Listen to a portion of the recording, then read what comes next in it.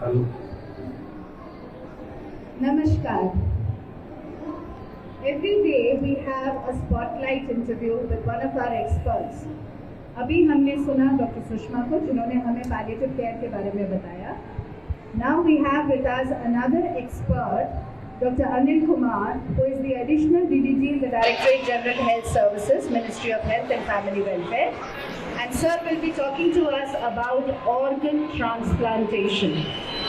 So my first question to you, before that sir, I welcome you to the Health Pavilion and thank you so much for being a part of the Spotlight conversation. Thank you, Dr. Gauri. Thank you. My first question to you sir is, what is an organ tissue and what all organs and tissues can be transplanted? Basically, organ is a part of the body which performs certain specific functions. So like we have organs, like we have kidney, liver, heart, lungs, intestine, pancreas. These are the vital organs in our body. जिनके बिना हम लोग जिंदा नहीं रह सकते हैं. तो हमें मतलब इन सब की ज़रूरत होती है और अगर ये ऑर्गन फेल हो जाते हैं तो कोई भी मतलब एक भी अगर ऑर्गन फेल हो जाएगा तो जीना मुश्किल हो जाएगा. इसके अलावा टिश्यूज़ हैं जो कि एक ग्रुप ऑफ सेल्स होती हैं जो कि एक स्पेसिफिक फंक्शंस करती है. तो ग्रुप ऑफ सेल्स को टिश्यूज़ बोलते हैं. वो भी एक स्पेसिफिक फंक्शन के लिए है. जैसे कॉर्निया है, वो कॉर्निया से हमें दिखाई देता है. स्किन है, स्किन हमारी बॉडी को पूरा प्रोटेक्ट करती है. हार्ट वेल्स है, हार्ट के अंदर वेल्स होती हैं, वो भी हमारी टिश्यूज़ हैं. बोन्स हैं, तो बोन्स भी टिश्यूज़ हैं. उसके अलावा ब्लड वेसल्स हैं, नर्व्स हैं. तो ये सारे टिश्यूज़ हैं जो कि वो भी बहुत वाइटल होते हैं. उस टिश्यू की भी हमारे को बहुत ज़रूरत होती है हमारी क्वालिटी ऑफ लाइफ को मेंटेन रखने के लिए. सर आपने ऑर्गन फेलियर के बारे में बताया, तो ये ऑर्गन फेलियर किस किस कारण से हो सकता है? बेसिकली ऑर्गन फेलियर का मतलब होता है कि जब कोई ऑर्गन काम कम करना बंद कर देता है. जैसे किसी गाड़ी का पार्ट है, कोई अगर पार्ट काम करना बंद कर देगा तो गाड़ी बंद हो जाएगी. तो इसी तरह से कोई भी ऑर्गन अगर फेल हो जाएगा बॉडी के अंदर तो हमें उसको बदलने की ज़रूरत होती है. तो जैसे गाड़ी के अंदर नया पार्ट लगाना पड़ता है तो इसी तरह से हमें बॉडी में भी नया ऑर्गन जो है लगाना पड़ता है. अब ऑर्गन फेलियर के अलग अलग कारण हैं. जैसे किडनी फेलियर के जो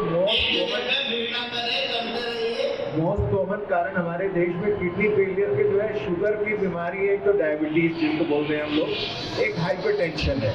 तो ये दोनों बीमारी अगर आप कंट्रोल में नहीं रखते हैं तो किडनी आपकी फेल हो सकती है. उसके अलावा लिवर फेलियर के जो मेन कारण है हमारे कुछ वायरल इन्फेक्शन है जैसे हेपेटाइटिस बी, हेपेटाइटिस सी. उसके अलावा हमारे यहाँ अल्कोहल बहुत ज़्यादा जो लोग पीते हैं उनका लिवर फेल हो जाता है, जो ड्रिंकिंग ज़्यादा करते हैं. तो ये लिवर फेलियर के कारण होते हैं. इसी तरह से हमारे लंग फेलियर स्मोकिंग की वजह से काफ़ी होता है. तो स्मोकिंग में हमारे लंग्स खराब होने से हो जाते हैं. अभी कोरोना के दौरान भी लंग फेलियर बहुत हुआ है. लिवर हार्ट फेलियर जो है हमारे बहुत सारे हमारी जो लाइफ स्टाइल हैबिट है, बहुत सारे हम लोग फैटी फूड वगैरह जो हम लोग खाते हैं तो उसकी वजह से भी हमारा हार्ट फेलियर और हार्ट के अंदर जो हमारे जमाव हो जाते हैं, हार्ट काम करना बंद कर देता है तो हार्ट फेलियर उसकी वजह से हो जाता है. पैनक्रियास फेलियर भी जो है हमारा बहुत ज़्यादा फैटी फूड जो लोग खाते हैं, ओबेसिटी होती है, उन लोगों में पैनक्रियास फेलियर के चांसेस ज़्यादा रहते हैं.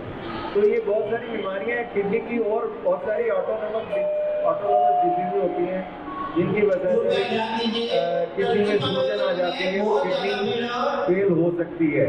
तो लेकिन जो कॉमन बीमारियां जिनको कि हम रोक सकते हैं हमें उन्हें रोकना चाहिए जिससे कि हमारे ऑर्गन फेल ना हो. तो ये ऑर्गन फेलियर का हमें बहुत ध्यान रखना है. और ऑर्गन फेलियर अगर हो जाता है तो जैसे कि कुछ किडनी के अंदर तो हमारे पास फिर भी डायलिसिस का ऑप्शन है, लेकिन लिवर फेलियर में तो हमारे पास कोई ऑप्शन ही नहीं है. हार्ट फेल हो जाता है तो हार्ट हमारे मतलब लोग जो है रूटीन वर्क भी नहीं कर पाते. तो इस तरह के केस में हमें उस ऑर्गन को बदलने की ज़रूरत पड़ती है. तो उसको ऑर्गन ट्रांसप्लांटेशन ट्रांसप्लांट हम लोग बोलते हैं कि जब हम सर्जिकली एक ऑर्गन को, जो बीमार ऑर्गन है उसको बदलते हैं फ्रॉम ए हेल्दी ऑर्गन, तो उसको बोलते हैं ऑर्गन ट्रांसप्लांटेशन। तो सर ये ऑर्गन ट्रांसप्लांटेशन कब कर सकते हैं और कौन कर सकता है? जैसे हम जिंदा हैं तो तभी कर सकते हैं या मृत शरीर से भी ऑर्गन ट्रांसप्लांटेशन हो सकता है? बेसिकली ऑर्गन ट्रांसप्लांटेशन करने के लिए हमें ऑर्गन चाहिए। अब ऑर्गन कौन देगा? कोई डोनर ही देगा, या तो कोई जिंदा आदमी डोनेट करेगा और या कोई मरने के बाद डोनेट करेगा। जो जिंदा आदमी डोनेट कर सकता है उसमें ऑप्शन हमारे पास बड़ी कम है। एक जिंदा आदमी 18 साल से ऊपर ऑर्गन डोनेट कर सकता है, लेकिन वो ज़्यादा से ज़्यादा एक किडनी डोनेट कर सकता है या तो अपनी, या वो एक लिवर का एक हिस्सा डोनेट कर सकता है। कुछ केसेस में लंग्स का एक सेगमेंट भी डोनेट हो सकता है, स्किन भी डोनेट होनी है कई जगह पे, लेकिन उसके अलावा दूसरे ऑर्गन जैसे पैंक्रियास है, हार्ट है, वो मरने के बाद ही डोनेट हो सकता है। आप अपना हार्ट तो किसी को नहीं दे सकते ना जिंदा रहते हुए, आप अपनी आँख भी नहीं दे सकते किसी को जिंदा रहते हुए। तो कुछ ऑर्गन जिंदा रहते हुए दिए जा सकते हैं, जो कि ज़्यादातर किडनी या लीवर होता है, और बाकी ये सभी ऑर्गन जो है मरने के बाद दिए जा सकते हैं। तो सर हम जैसे प्लेज करके रख सकते हैं, तो उसकी क्या प्रक्रिया रहती है सर? हाँ, तो अगर आप ऑर्गन डोनेट करना चाहते हो, ऑर्गन डोनेशन की हमारे देश में बहुत ज़रूरत है, क्योंकि हमारे देश में इतने ज़्यादा ऑर्गन फेलियर होते हैं केसेस कि लगभग हमारे देश में अगर हर साल देखें तो नए केसेस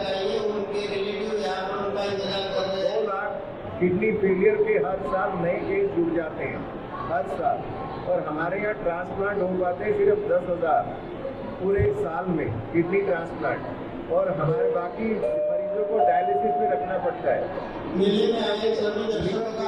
हमारे यहाँ लगभग 30,000 हर साल नए केस जुड़ जाते हैं, लेकिन हमारे यहाँ लगभग 2,500 लीवर ट्रांसप्लांट हो पा रहे हैं।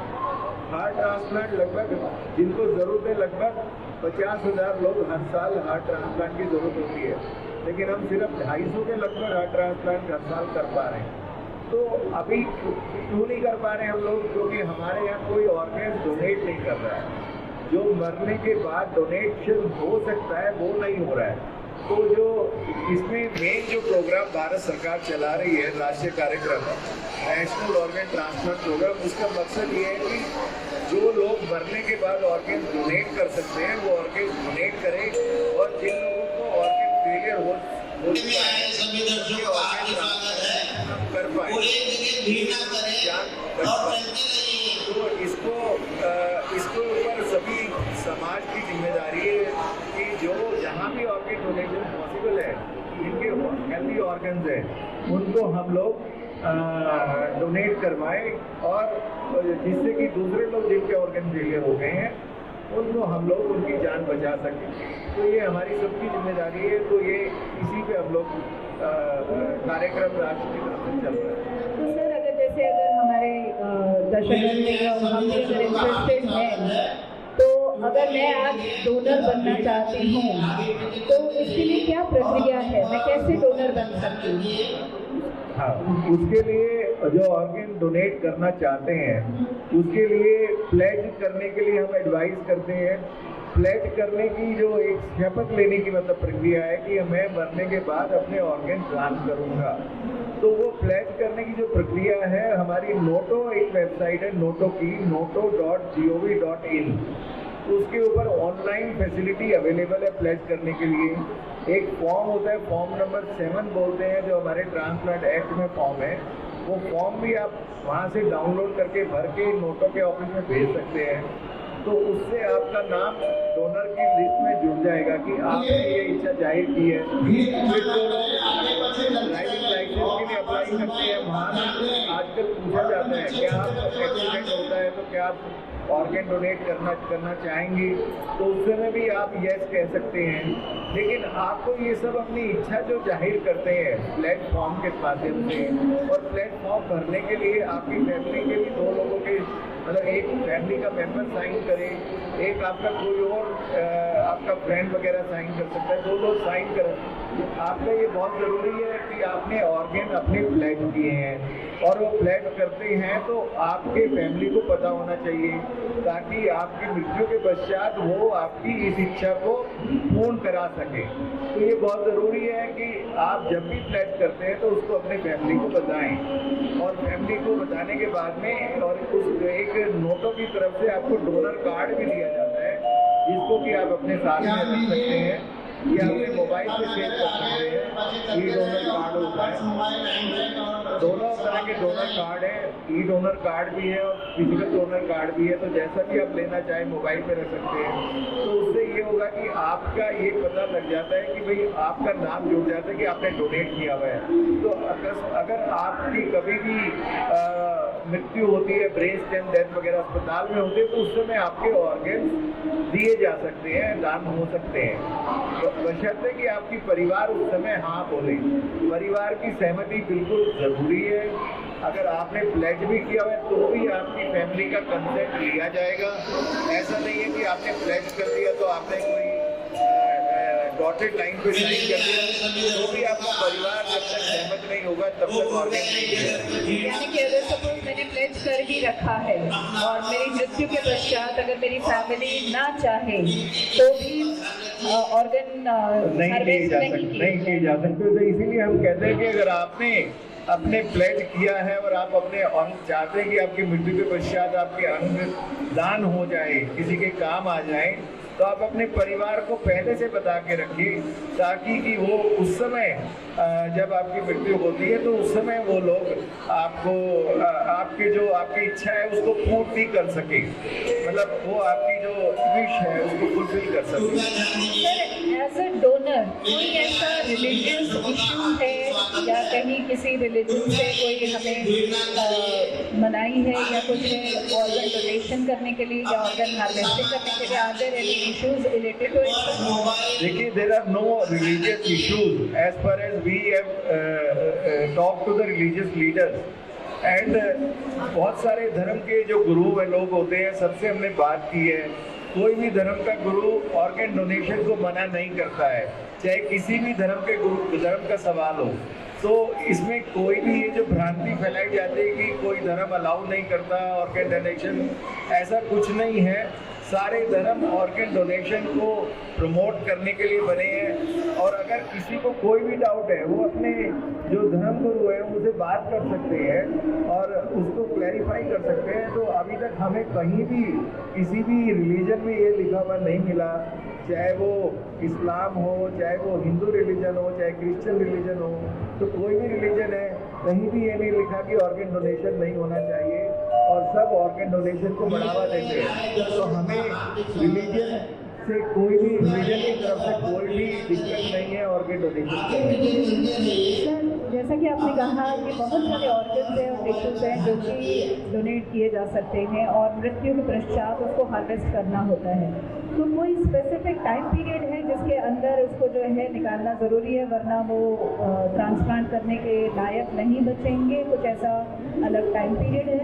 देखिए, ये बहुत ज़रूरी है क्योंकि जब अंगदान होता है तो उस समय कुछ ही टाइम पीरियड तक वो ऑर्गन्स जो है, जो मृत्यु के पश्चात अंगदान होता है, वो ऑर्गन्स कुछ ही समय के लिए फंक्शनल रहते हैं। तो एक भारत सरकार ने व्यवस्था की है कि ये सारे जो अंग दान किए जाते हैं, ये सारे अंग जो हैं with in that time period, जिसमें कि वो खराब ना हो जाए, वो अपने जिनको ज़रूरत है उन तक पहुंच जाए।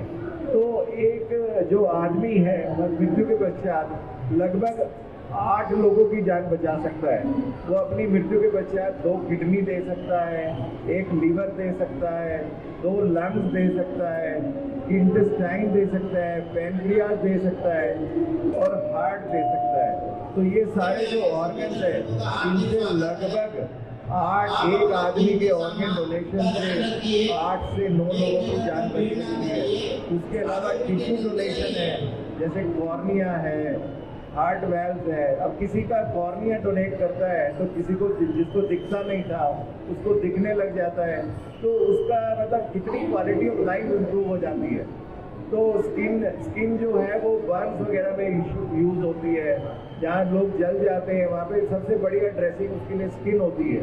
तो स्किन दान करने से तो मृत्यु के पश्चात 8 से 9 लोगों की हम जान बचा सकते हैं और बहुत सारे और लोगों की क्वालिटी ऑफ लाइफ इम्प्रूव कर सकते हैं। तो ये अंगदान को हमें प्रमोट करना चाहिए और अंगदान पे जरूर विचार करना चाहिए। और इसमें सबसे ज़्यादा जो डॉक्टर गौरी ने अभी पूछा कि कितने क्या with in time frame, heart को हमें 4 से 6 घंटे के अंदर जो रेसिपिएंट है उस तक पहुँचा देना होता है, क्योंकि हार्ट मान लीजिए मद्रास में डोनेट हो रहा है तो आपने बहुत बार सुना होगा कि उसको चार्टर्ड प्लेन से हम लोग ट्रांसपोर्ट कर रहे हैं, दिल्ली ला रहे हैं।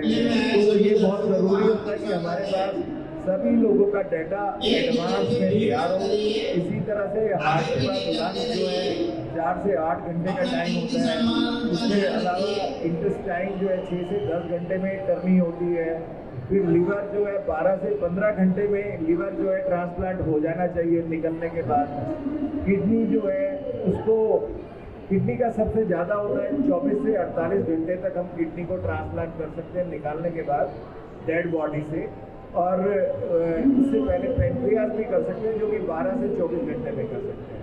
तो ये सारे टाइमलाइंस इसलिए इम्पॉर्टेंट है क्योंकि हमें with in this time period in organs को निकाल करके ट्रांसप्लांट कर देना होता है। तो ये सारा एक मेथड हमें याद करके एडवांस में रखना पड़ता है।